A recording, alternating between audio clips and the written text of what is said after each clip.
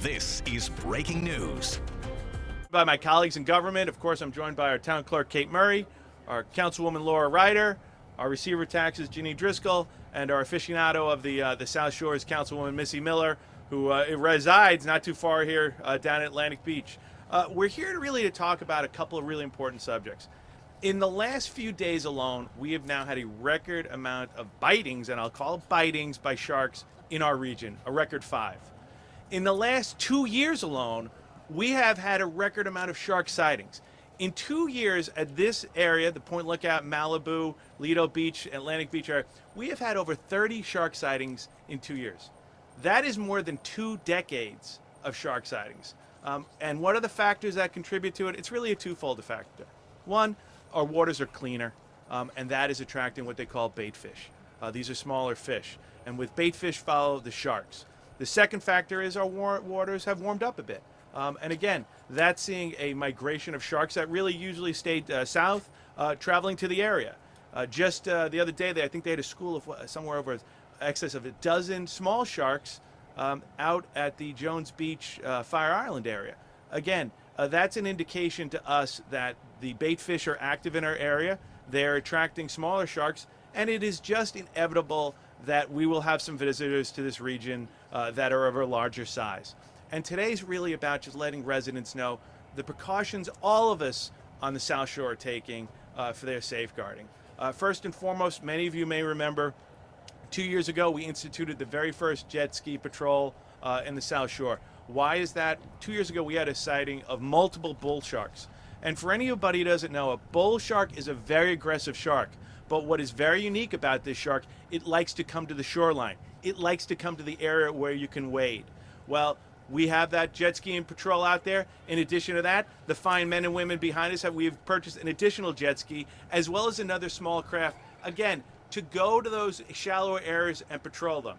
In addition, our EMS crew every single morning has drones flying over our beach area to identify or monitor. That was a success by the state, and I give them credit, where they were able to identify a couple of schools of these sharks the other day using drone technology. In addition to that, our lifeguards are not only on the stands, they're going up and down our beaches, they're on surfboards, and they're on small rowboats, not only looking for swimmer safety, but looking for identifying any dangers in the water. We instituted over 2 years ago training of our lifeguards in dorsal fin identification. Our lifeguards are learning not only CPR and rescue techniques and dealing with, rip currents, but they're also learning to identify different species that are coming out of the water. The difference between a dolphin and a shark. And I want to give credit not only to our Bay Constables and, of course, our EMS team, but our lifeguards. These men and women, and they are men and women, are doing a tremendous job safeguarding the residents in so many ways. Just this weekend, we had a rescue here.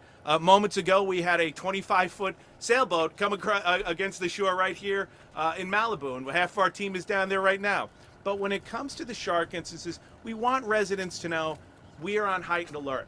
We're out there, they're out there doing their job, so you can come enjoy yourself. Our biggest fear for you is we want you to worry about a sunburn. Let us worry about your safety. Let us worry about, if there's a sighting of a shark, we have protocols in effect. We remove people from the water in a professional fashion that I've seen firsthand last year. And the nice thing is, residents get it. Residents want to be safe. Last year, I saw these lifeguards take anywhere from 100 to 200 people out of the water during a sighting, and the residents understood that. And we have protocols when you can go back in half an hour, 45 minutes after the last sighting of a shark.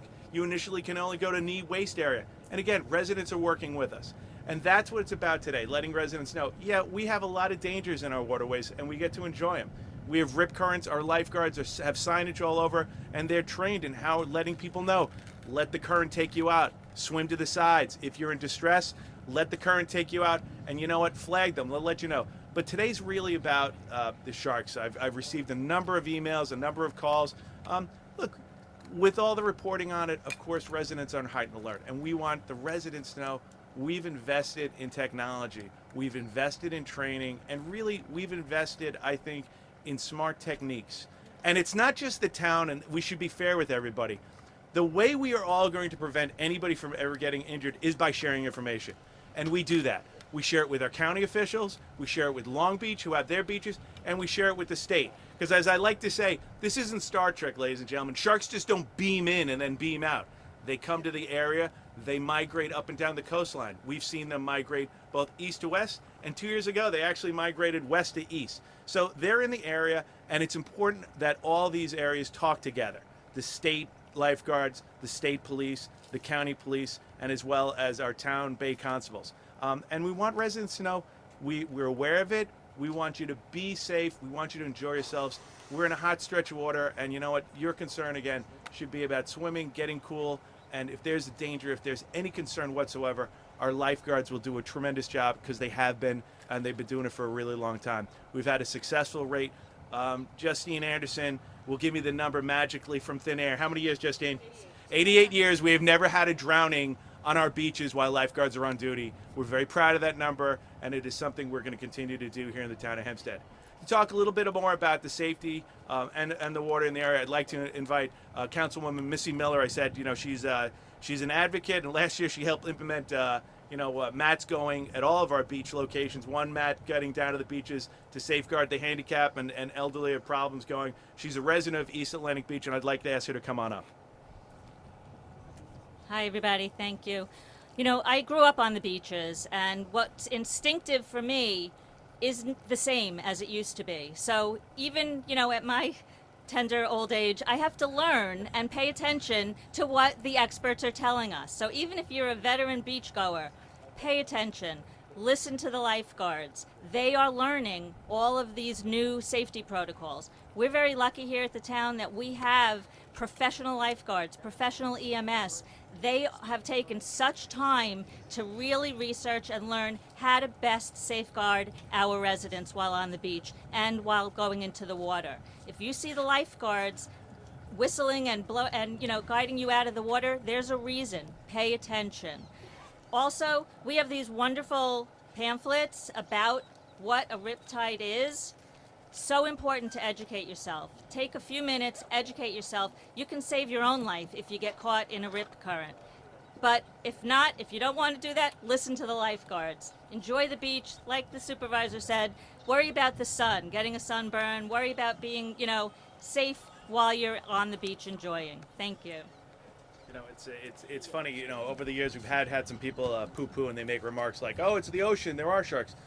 Residents need to be aware they're a different species. You know, there are some really friendly dogs, and then there's some dogs that aren't so friendly. You know what? Our lifeguards are trained on that. And I'd like to ask Justine Anderson, who really runs the program down here. She's now a deputy in the Parks Department, but really takes a lot of pride. And today, one of the benefits, and I will tell everybody, is we don't have a shortage of lifeguards in the town of Hempstead because we're very proactive. We train lifeguards year-round. In fact, we have a program not too far away from here where we have almost 290 kids under the age of 15 who are already starting the training of being lifeguards. It's something that we take a lot of pride in. We never want to be shorthanded, and you know what? We're delighted with it. And I'd like you to come up and talk about some of the protocols or safeguards and training that they've talked about here today. That's Justine Anderson. Justine? No.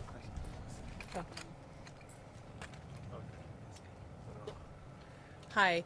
This year at the beach, we have a lot of protocols as we did last year. We have our jet ski patrolling daily, going east to west. We also have our new implementation of our drones.